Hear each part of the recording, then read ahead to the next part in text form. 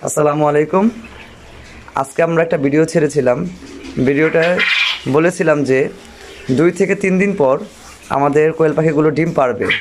তো আলহামদুলিল্লাহ আজকে খামারে আসার পরে দেখলাম যে খামারে একটি কোয়েল পাখির ছোট্ট আকারে ডিম দেখা যাচ্ছে।